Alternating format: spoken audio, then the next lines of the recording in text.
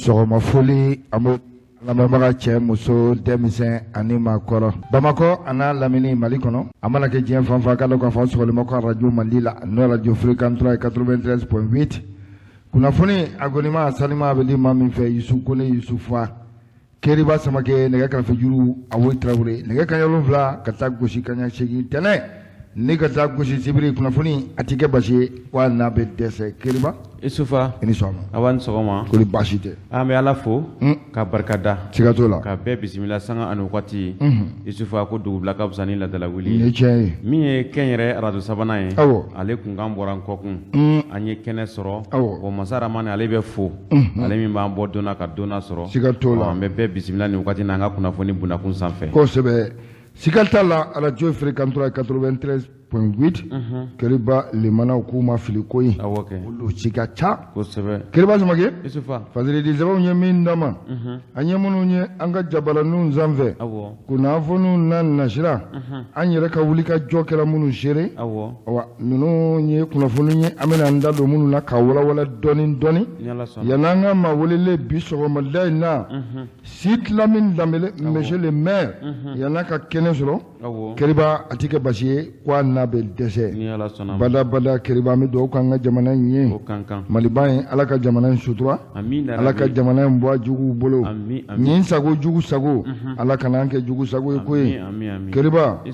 jugu sago ye Ala man ɲi kosɛbɛ Ala k'an kisi a ma ya rabi ama danbe min bɛ jamana in na dun ka fɔ jamana n'an ka fɔ jamana bi k'an m'an yɛrɛ ɲinina kosɛbɛ o tunna mun y'o tunu ɲininkali bɛ yen Mali jugu kosɛbɛ Ala k'an kisi u tɔɔrɔ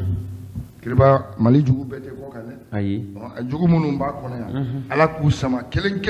ya rabi k'u fosi ka bɔ jamana in kɔnɔ an k'an yɛrɛ sɔrɔ kosɛbɛ Ala k'o k'a ka Alaya kama amin a ka sutura birifani a k'u fɛnzan kan amin a ka cidenba alayhi salatu wasalam wasalim kiraba in lehɔrɔma kama Ala k'o kɛ awɔ a k'o kɛ a ka Ala yɛrɛ kama koyi kosɛbɛ ba Awoyi Tarawele i bɛ fiɲɛ bɔ an senkɔrɔ a bɛ taa kana Keriba n bɛ n bolo bin o bɛ bɛn ka sama ka bɔ n bolo ɲɛfɔlɔ bi sɔgɔmada in na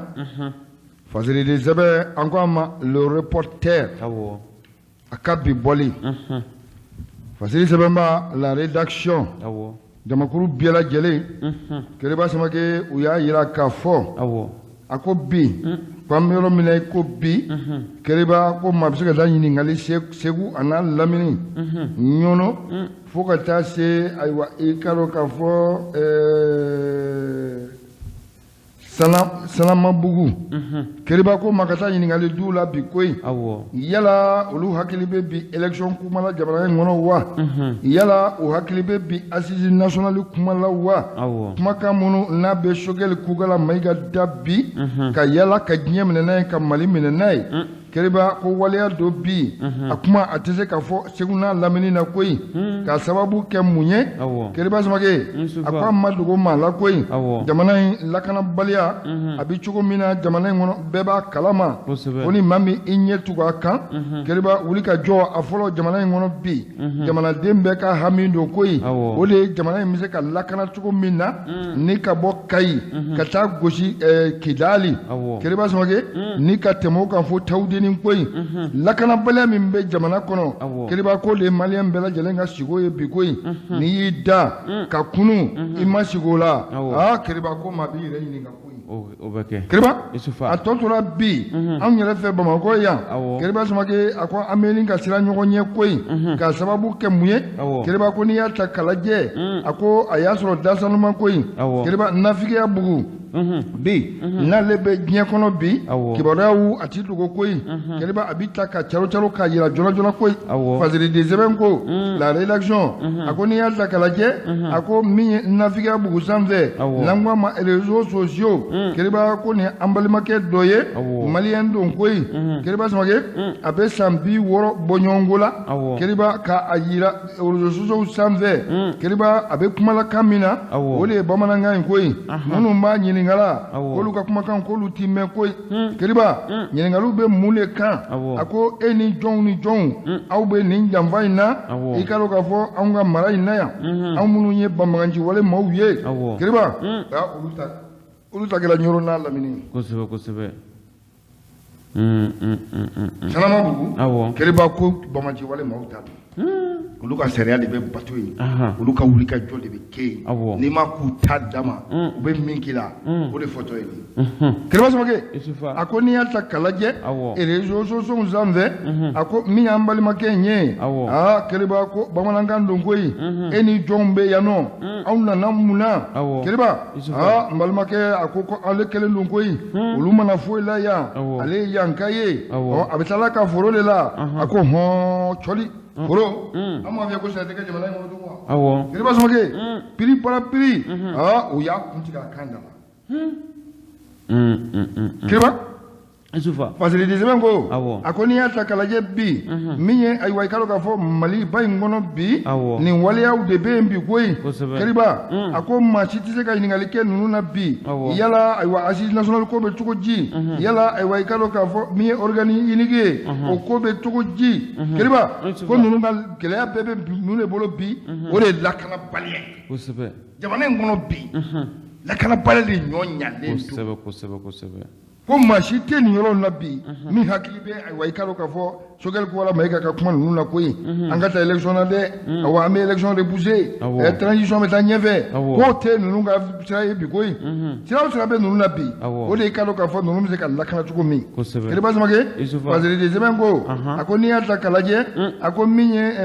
Samanabugu ani a Nɔgɔngbɛnw ye fo ka taa se Ɲɔnɔ Segu n'a a lamini bɛɛ Keriba Samakɛ ko nin banbagaci wale maaw k'olu de b'u ka sariyaw tigɛla in koyi olu de b'u ka baaraw bɛɛ lajɛlen kɛla in bi min ka d'u ye o de bɛ kɛ Keriba n'i ma ta u ka dɛmɛnda ma min kɛra an balimakɛ la nin ye san 80 ma gɛn bi 6 ma gɛn Keriba k'o ɲɔgɔn de bɛ k'i la koyi olu de b'u ka sariya tigɛ ka sariya tigɛ a tɛ tɛmɛ o kan Keriba Ala k'a ɲuman bɔ a la Fasili an y'a sama ni ka bɔ le reporter kɔnɔ a ka bi bɔli la relation an ka foli b'u ye kosɛbɛ Isufa le guido ale ka bi bɔlen bɛ n bolokɔrɔ Isufa nin ye trafiquant dɔw ye tɛgɛ bɛna nin ka da u kan koyi ka sababu kɛ u kula kola dɔnna drogue trafic o de don Isufa n'i y'a jateminɛ u ka drogue min bɛ yen nɔ n'u b'a wele ko méthamphétamine Isufa ale gramme 555 tɛgɛ da kɛra o kan France jamana kan kɛrɛnkɛrɛnnen la u ka commune min bɛ yen n'u b'a wele ko Ourossy drogue Isufa Français n'o ye Fransikaw ye u ye kunnafoni di Maliyɛnw ma yan koyi ko drogue in ko a sɛgɛsɛgɛli tɛgɛ dalen a kan k'a yira la k'a fɔ ko a bɔra Mali la yan a bɔlen Mali la yan min ye nin drogue ba in minɛli ye sa u ka aéroport la yen a kɛra septembre kalo tile 27 tɛmɛnen Isufa u ye a yira k'a fɔ ko drogue in a tun tɛna dan Ourossy koyi a tun bɛna taa fɔ Nouvelle-Zélande de drogue in kun dalen n'o yen de kan kibaruya bilalen ka na an baara yan sa Isufa an ka maaw fana ni o ye direction de l'office central des stupéfiants olu ye wulikajɔ kɛ ka fɛsɛfɛsɛliw kɛ ka ɲɛɲininiw kɛ Isufa fo ka taa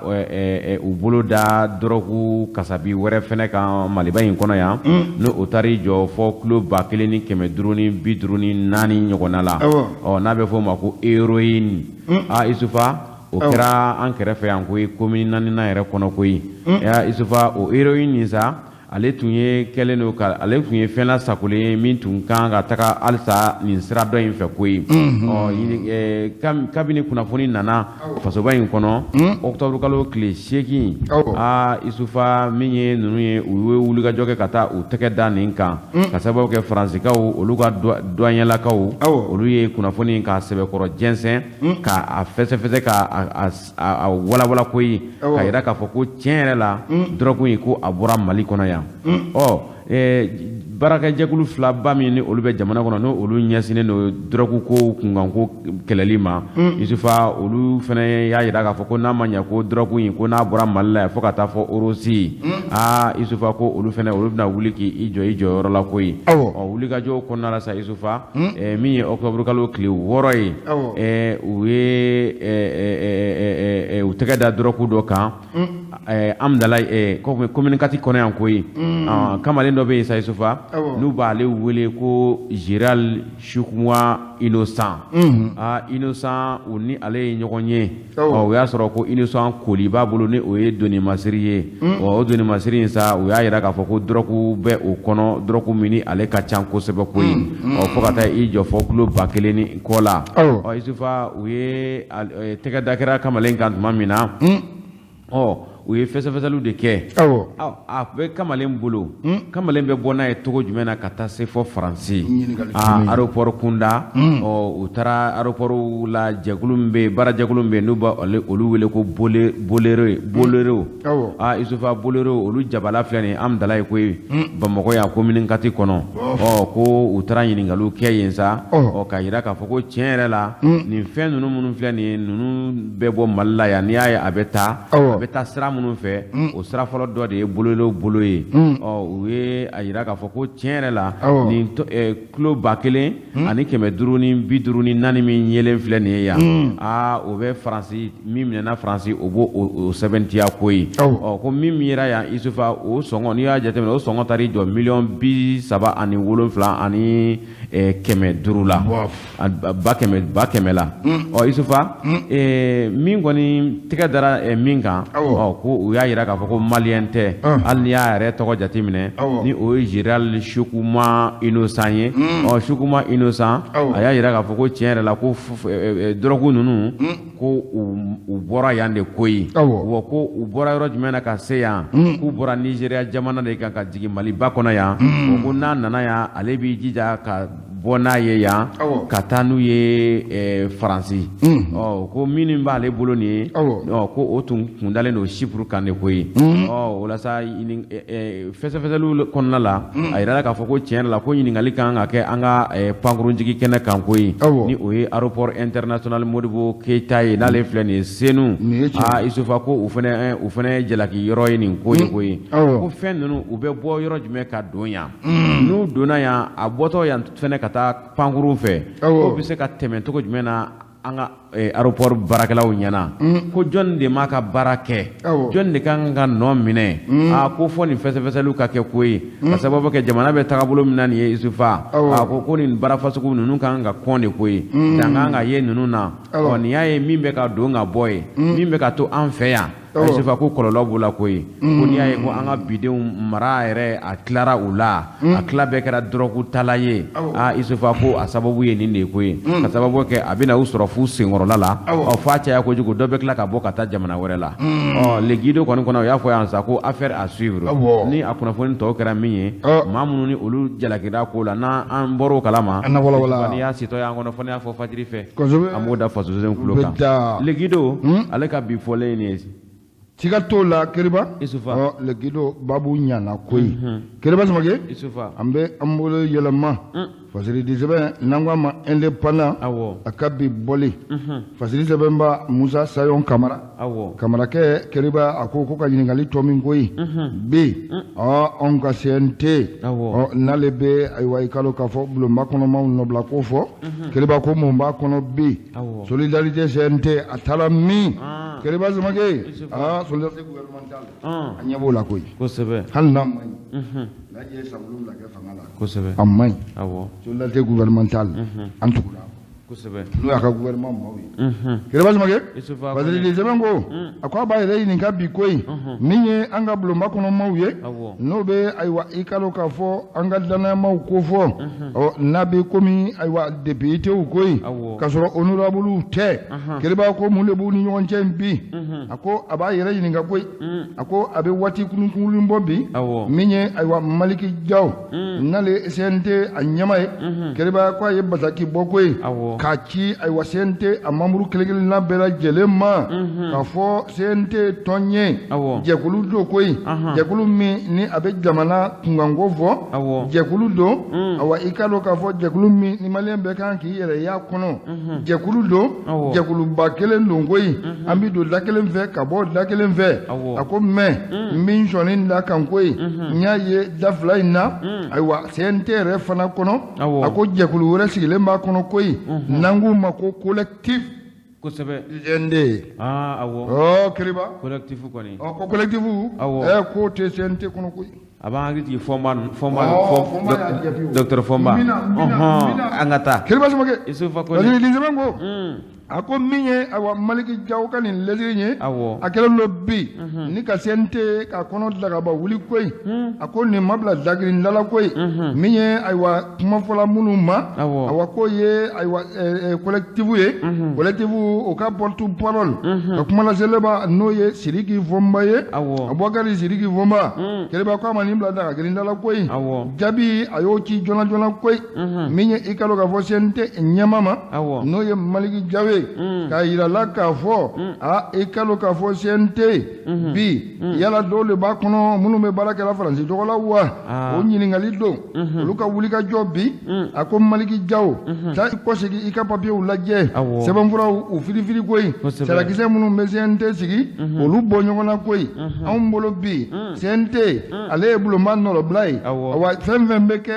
awa kan ka fɔ jamanadenw ye jamanadenw kan ka bɔ fɛn bɛɛ kalama ni fɛn kɛra jamana kɔnɔ fɛn min n'a man ɲi o dogokun tɛ koyi n'a ka ɲi o dogokun tɛ fo k'a walawala jamanadenw ye a ko bi min ye collectif ye awa i ka dɔn k'a fɔ an bɛɛ ti file fiyɛ da kelen na koyi sabula awa an bɛ wuli ka jɔ min na a ti bɛn dɔw ma a man di dɔw ye an y'o dɔn tigitigi koyi mais i ka dɔn k'a fɔ an bɛ jamanadenw ka baara de la sabula i ka dɔn hali ni jamanadenw bolo ma ɲɛsin an ma bolo ma da mana la k'an kɛ membre ye an kɔni tɔmɔtɔmɔna k'an kɛ ɲɔgɔn kan mais an nana jateminɛ kɛ k'a fɔ jamana kungo an b'o de fɔ EC Maliki Jaw awa jamana kungo fɔbaw kɛlɛba n'olu ye ko ye jamana kɔnɔ komi n'a ti bɛn awa komi n'a bɛna ni jamana ka lafiya ye olu ka wuli k'o dénoncer kɛlɛba k'olu da tɛ bara kɔnɔ koyi o banna pewu Malikura n'a ma ɲɛ a bɛna k'a bɛna nin bɛɛ de kan koyi Maliki Jaw ni e ye CNT ɲɛma ye bi i b'a faamuya de k'a fɔ bi awa i ka dɔn k'a fɔ bɛɛ lajɛlen ni kuma ka kan koyi ko anw yɛrɛ ka sarakisɛw n'o bɛ charitiw kofɔ awa o y'a yira k'a fɔ min ye ayiwa bulonba kɔnɔ maaw ye kɛlɛba sigasi t'u la koyi u ni jamanadenw de kan ka dɔrɔkɔ ɲɔgɔn na jamanadenw ka kɔsegema kɛ u ye an mana baara minnu kɛ k'o t'o f'u ɲɛna awa ni baara minnu u mago b'o la o ka fɔ an ye an kana o discuter kɛlɛba ko an ka baara ye o de ye yala Maliki Jaw o tɛ ka sɛbɛn kɔnɔ wa e bɛ jalaki ta ka bi anw kan cogo di anw bɛ wuli ka jɔ min na n'o ye collectif ye ko Kɛlɛba Samakɛ a ko an kɔni anw nimisalen don koyi i ka nin lettre in cili ko lettre in ma bɛn anw ma koyi sabula CNT ka baara ye mun ye jamanadenw na kunnafoni jamanadenw nabɔ ko kalama a ko an bɛ wuli ka jɔ min na bi a ko yala anw ni population tɛ ɲɔgɔn fɛ a ko la wa Kɛlɛba o t'u ka meeting koyi sa kosɛbɛ collectif ka meeting Faransi ka taa Faransi kana to yen Maliki Jaw bɛ fɛ k'i fosi ka bɔ a la kosɛbɛ o ale ni Sogɛl tɛ ɲɔgɔn kalama ani Asimi tɛ ɲɔgɔn kalama wa n k'olu ta kan de y'o ye kun tɛ digi kuntigi kɔ koyi kosɛbɛ Maliki Jaw a y'i ba la aw bɛɛ da bɛ fili kelen na kana politiki k'a la Kɛlɛba Samakɛ Bazili sɛbɛn ko min ye ayiwa i ka dɔn k'a fɔ Bubakari Sidiki Fɔnba ye a ko min ye i ka dɔn k'a fɔ CNT ɲɛma ye bi i kɔsegin joona joona i k'i ɲɛ da sɛbɛnw kan sɛbɛn bɛ min fɔ baara bɛ kɛ n'o de ye anw sigasi t'a la jamanadenw na kunnafoni anw bɛ taa n'a ye hali sini ça va pas tiɲɛ yɛrɛ la mun de bɛ yen bi ko anw kun na ko wɛrɛ bɛ sɔrɔ yen ko wɛrɛ bɛ sɔrɔ yen Kɛlɛba Samakɛ a taara yɔrɔ jan koyi min ye Sidiki Fɔnba ye a ko min ye CNT CNT ale ka baaraw ye minnu ye olu dɔnnen don koyi CNT a ka wulikajɔ ye min ye o dɔnnen don min ye ayiwa CNT ɲɛma ye bi awa komi ale ye Goro Masile taba ye peut-être ale ma faamuyaba kɛ papiyew la kosɛbɛ o t'o ye sa wa k'a lasegin a ka papiye ma o kɔni taa papiye filɛ min b'a kɔnɔ i k'a ɲɛɲini kosɛbɛ journaliste anw bɛ taa n'a ye o tɛ wa a bɛ ci CNT bɛ ci collectif yɛrɛ kan fana kan ka da u ye Isufa tiɲɛ don wulikajɔ ye tiɲɛ ye fasodenw tɔgɔ la a ye ordre k'aw ka kow la collectif in ka ko foyi basigilen tɛ wa ni a mɔgɔ kelen rendez-vous d'i ma Isufa i n'o kɛlen ka ɲɔgɔn ye baara don u bɛ taa marabolo minnu kan isufa n'i bɛ taa marabolo kɔni kan i ni marabolo ɲɛmɔgɔw kan ka bɛn ko dɔ kan nka ne yɛrɛ ye min jateminɛ CNT bɛ taa dugu dɔw la kɛrɛnkɛrɛnnenya la u bɔra Welesebugu la sisan Welesebugulakaw mairelakaw tun t'a kalama préfecturelakaw tun t'a kalama isufa ordre bɛ o ko la wa yɔrɔ jama tɛna jɛ ka bolo fila jɛ k'aw kunbɛn dɛ a bɛ fɔ ko aw mana faso ko la o ye ne yɛrɛ ka jateminɛ ye n yɛrɛ tun b'a kɛnɛ kɔnɔ o kɛli yɛrɛ ɲɛ kosɛbɛ kosɛbɛ i ye ko o ye fɔ ko ba Keriba Samakɛ Sidiki Fɔnba a ko min ye i kalo k'a fɔ Maliki Jaw ye a ka lajɛ sa min ye CNT a ka tiɲɛ fɔ jamanadenw ye yala ayiwa i kalo k'a fɔ olu indépendance bɛ yen wa walima ayiwa i ka dɔn ne taabolo ye min ye o ka f'u ɲɛna o kɔni sinon ils sont indépendants kosɛbɛ ka d'u ye cogo min na u b'a kɛ i m'o de fɔ sisan dans le désordre hali n'a ka d'u ye dans le désordre u kɔni Fadili n y'a sama ni ka bɔ indépendant kɔnɔ a ka bi bɔli Musa Zango Kamara an ka foli b'a ye Agita Isufa min ye le guido ye ale ka bi bɔlen bɛ n bolokɔrɔ halisa a koli ka kɛɲɛ ni an bɛ kalo min na bi nin wagati in na kalo min ni ale ye kelenya ni bɛsɛya o kalo ye n'a bɛ fɔ ko mois de la solidarité nasarakan na ni ale kalo in ni ale sera sa wuli bɛ kɛ ka ɲɛsin an ka makɔrɔw ma fasoba in kɔnɔ min ye président de la république n'o ye président de la transition ye Assimi Goïta colonel Assimi Goïta a ye layidu a timɛ ko ye kalo in tɔgɔla wulikajɔ a y'a layidu timɛ ka i ɲɛsin an ka makɔrɔ ma Bamakɔ yan kɛrɛnkɛrɛnnenya la a sera quartier min na sa o quartier o de tɔgɔ ye ko Ɲɔmiyiranbugu an balaka dɔ bɛ yen nɔ commune 3 kɔnɔ la Ɲɔmiyiranbugu ni ale de jateminɛra k'a fɔ ko ale de ye Bamakɔ maa bɛɛ la maakɔrɔba dɔ ye Assimi Goïta ale wulila n'a ka jɛkulu ye sa ani ministre de la santé ani o ka délégué u y'u senfa ka fara autorité caman kan ka fara commune 3 a ɲɛma caman kan mairelakaw ni dugutigilakaw sarangali kɛra u la koyi ka yira k'a fɔ ko Assimi Goïta ko a bɛna wuli ka t'i ɲɛ da an ka musokɔrɔba in kan musokɔrɔba min ni ale tɔgɔ ye ko Mayimuna Sangare Mayimuna Sangare ale ye makɔrɔ ye min ni a si taaralen don kosɛbɛ a si bɛ san 112 bɔɲɔgɔnko la ɲinan ko Mayimuna Sangare n'i y'a jateminɛ maakɔrɔ min don ale de kan ka kɛ maa ye fɔlɔfɔlɔ ye Assimi Goïta ka taa maa min lajɛ wa Assimi Goïta a y'o kɛ ko ye kun kɔnɔ sa Mayimuna n'i y'a jateminɛ den 4 o de b'a bolo cɛman 3 musoman 1 n'i y'a jateminɛ Isufa kunnafoni kɔnɔ la a yirala k'a fɔ ko mɔden 41 ko de bɛ Mayimuna Sangare bolo wo fufafu o 6 o de bɛ Mayimuna Sangare bolo ko ye an bɛ don min na ko bi ko Mayimuna Sangare ko a ka kɛnɛya tagabolo ko olu ka ɲi ko a bɛ kuma ka ɲɛ a ka kumaw bɛ faamuya ko a hakilinaw ka ɲi ko ka sababu kɛ a bɛ kuma ni hakili ɲumanya ye o mana bɔ yen sa ko u ye baro k'a fɛ Mayimuna Sangare a bɛ komi nin bɔlen don nangarabani dɔ la ko ye k'a ko misiki de ka d'ale san 112 Kariba misiki de ka d'ale a fɔ cogo la Agita Isufa Mayimuna Sangare sa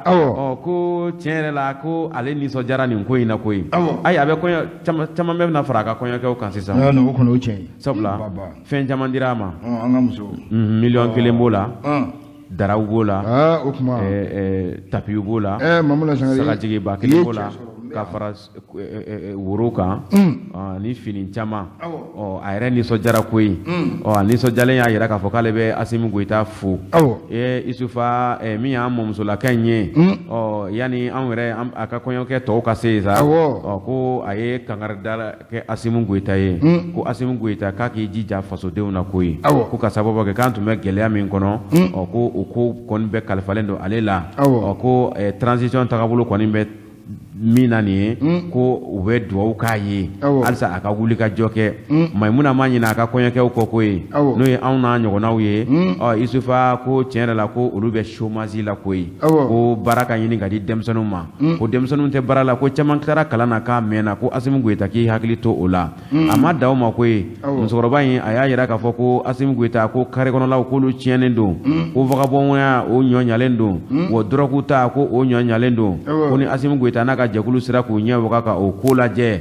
Isufa ko ka dɔ ka bɔ o la walima o ka ban ko bɛ ja olu ye ko ye ko ale kɔni ka duwawu bɛ transition ye k'a fana b'a ɲini fasoden ɲuman bɛɛ lajɛlen fɛ ko bɛɛ ka jɛ ka duwawu kɛ transition ye ko ye Asimi Goyita fana y'a yira Maimuna Sangare la ko fɔlen k'a y'a mɛn ko ni Ala sɔnna ma k'a bɛna nin bɛɛ don ba la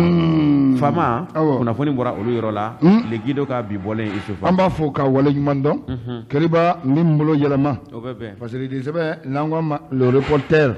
a ka bi bɔli Keriba Samake Isufa a ko min ye k'a dɔn k'a fɔ lɔgɔkun tɛmɛnen Kati ko Dagaba wulila koyi Kati Dagaba wulila wa i k'a dɔn k'a fɔ Ben le cerveau a bɔra ni ka ɲɛfɔli kɛ jamanadenw ye koyi waleya min n'a ye Kati sɔrɔ a ko n'i y'a ta k'a lajɛ lɔgɔkun tɛmɛnen a ko min ye i k'a dɔn k'a fɔ Ben le cerveau ye n'ale ni Golo Maselen Tabaw ka surun ɲɔgɔn na bi kosɛbɛ n'o ye colonel ye Asimi n'a nɔfɛmaw a ko ale yɛrɛ bɛ nin ka k'u ka CNT kɔnɔ ale bɛ nin ka k'u ka porte-parole ye sago Keriba Samake ale bɛ kuma bɛɛ fɔ sisan o kɔni surasiw tɛ se ka fɛn fɛn fɔ comme c'est la grande muette ale da b'a kun k'a ɲɛfɔ o tɛ sa wa kosɛbɛ Keriba Samake Isufa o kuma o ka ciden don wa a bɛ sɔrɔ a bɛ sɔrɔ Keriba Isufa Fadilini Sɛbɛn ko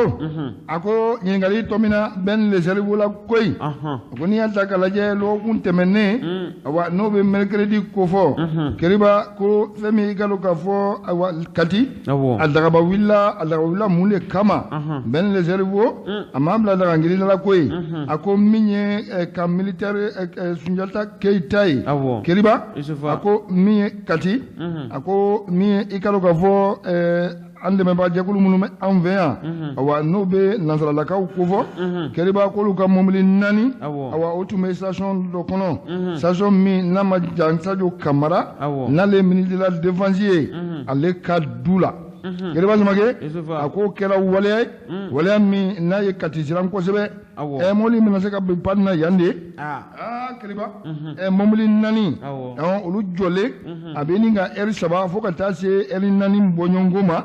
Keriba awa u ti ka bouger o ko jateminɛ don wa yala u b'a fɛ ka cɔ min kɛ Sadio la wa Keriba ko maaw siranna awa i ka dɔn k'a fɔ Ben le cerveau a ko ale yɛrɛ y'a senfa joona k'a yɔrɔ sɔrɔ koyi ni ka se k'a bolo da kisɛ kan Keriba Samake a ko min don i ka dɔn k'a fɔ ɲininkali a tɔmina nin ma ninnu na n'o ye an dɛmɛbaga jɛkuluw ye bi n'an bɛ nin ka mugu ci ɲɔgɔn na Keriba k'u ko